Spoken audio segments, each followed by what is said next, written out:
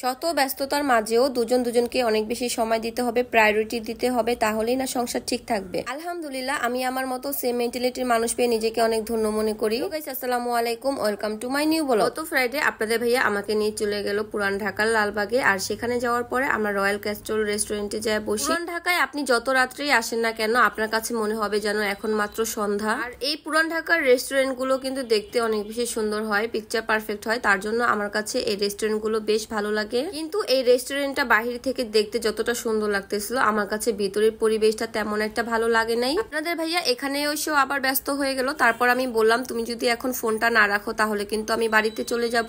সে আমার কথা শুনে ফোনটা রেখে দিল। ইদানিং আমরা অনেক বেশি ব্যস্ত থাকি, তাই আমাদের তেমন একটা ভিডিও আপলোড দেওয়া হয় না। তাকে জিজ্ঞেস করলাম, তুমি কি খাবে? সে তো বরাবর মতো থাই স্যুপ, অন্থন আর প্লেটার নিয়ে নিল। যেহেতু রাত্রে ডিনার ছিল, তো আমিও ভাবলাম যে এটাই বেস্ট হবে। আমরা ওয়ান পার্সন একটা থাই স্যুপ নিয়েছিলাম, আর তার সাথে অন্থন নিয়েছিলাম, আর তার সাথে নিয়েছিলাম দুইটা সেট মেনু। তাদের খাবারের টেস্ট গুলো এভারেজ ছিল, তেমন একটা ভালো বলবো না আর খারাপও বলবো না, যা ছিল মোটামুটি চলে। আলহামদুলিল্লাহ, ভাগ্য করে একটা জামাই পেয়েছি। যখনই বাহিরে যেতে চাই না কেন, যদি সে পারে সাথে সাথে নিয়ে যায়, আর যদি না পারে তাহলে বলে যে একটু ওয়েট করো, পরে নিয়ে যাব।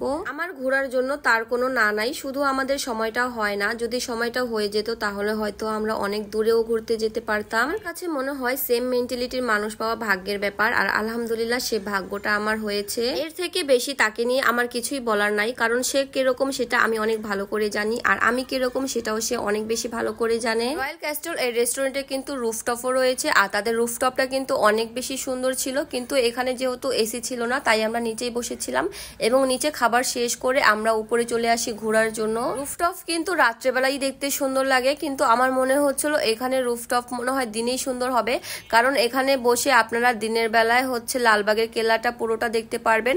আমি তো রাত্রে গিয়েছিলাম, তাই ভালো করে বোঝাই যাচ্ছিল না, কিন্তু দিনের বেলা আসলে আপনারা ভিউটা অনেক বেশি এনজয় করতে পারবেন। আজকের মতো ভিডিওটা এই পর্যন্তই। সবাই ভালো থাকবেন, সুস্থ থাকবেন, আমাদের জন্য বেশি করে দোয়া করবেন, আর আমার নেক্সট ভিডিও দেখার জন্য অবশ্যই আমার পেজটিকে ফলো করে রাখবেন। তো আল্লাহ হাফেজ।